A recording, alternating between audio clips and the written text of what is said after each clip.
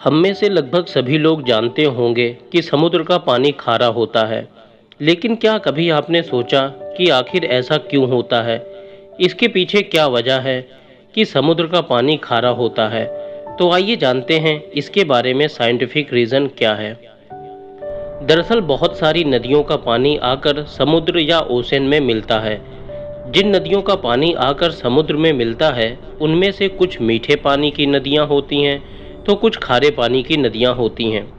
इस तरह से समुद्र में आने वाला पानी खारा और मीठा दोनों होता है, या दूसरे लफ्ज़ों में कहें तो इसका मिक्सचर होता है। जब इस पानी का सूरज की गर्मी की वजह से वेपराइजेशन होता है, तो ये वेपर ऊपर जाकर बादल बन जाता है।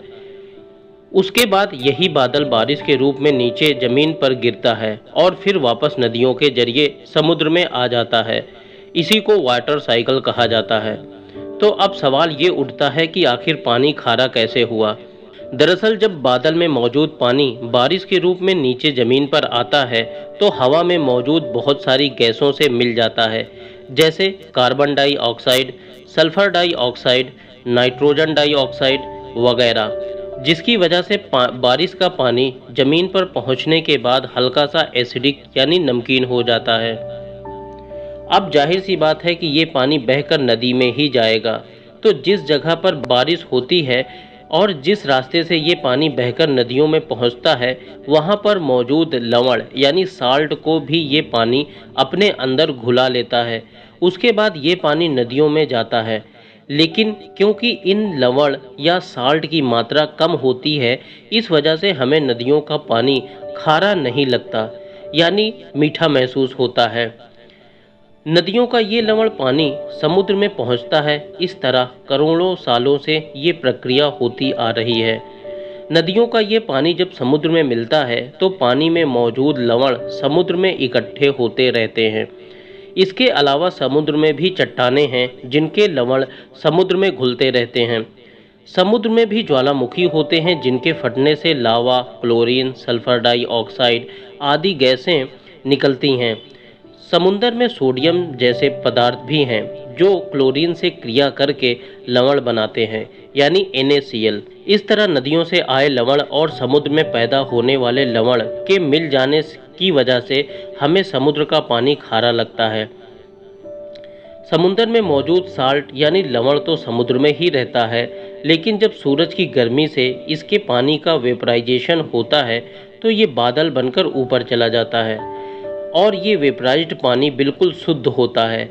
ये शुद्ध पानी बादल का रूप ले लेते हैं, जो बाद में बारिश के रूप में ज़मीन पर बरसते हैं। इस तरह समुद्र का शुद्ध पानी तो आसमान में चला जाता है, लेकिन लवण समुद्र में ही रह जाते हैं। इसी प्रक्रिया के कारण करोड़ों सालों से समुद्र का पानी खारा ही बना रहता है। अब आप सोच रहे होंगे कि इस तरह तो समुद्र का पानी और भी खारा होता जा रहा होगा, लेकिन ऐसा नहीं है। समुद्र में कई ऐसी प्रक्रियाएं होती रहती हैं जिसके कारण समुद्र का पानी ज़्यादा खारा नहीं होता। जैसे समुद्र में मौजूद सल्कधारी जीव जंतु समुद्र में मौजूद लवण का उपयोग अपनी खोल बनाने के लिए करते हैं, यानी उसका इस्तेमाल अपने कवर बनाने के काम में ले लेते हैं। जब ये सल्कधारी समुद्री जीव मरते हैं, तो बहुत समय बाद इनका शरीर चूने का पत्थर बन जाता है। ये चूने का पत्थर समुद्र में हलचल के दौरान समुद्र की सतह पर आ जाता है। इसे लाइम माइनिंग करके इसको घर में काम आने योग्य बनाया जाता है। ये वही चूना होता है जिसका उपयोग हम घरों में करते हैं। तो ये प्रक्रिया निरंतर ऐसी ही चलती रहती है। तो अब आप जान गए होंगे कि समुद्र का पानी खारा क्यों होता है।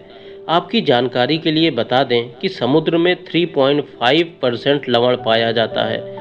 मतलब समुद्र के 100 ग्राम पानी में 3.5 ग्राम साल्ट होता है। इस वजह से ही हमें समुद्र का पानी खारा लगता है। इसमें कुछ लवण नदियों के द्वारा आ जाता है, जबकि कुछ लवण समुद्र में ही चट्टानों और ज्वालामुखी से निकलने वाली गैसों की क्रिया से उत्पन्न होता है। Thanks to watch my video.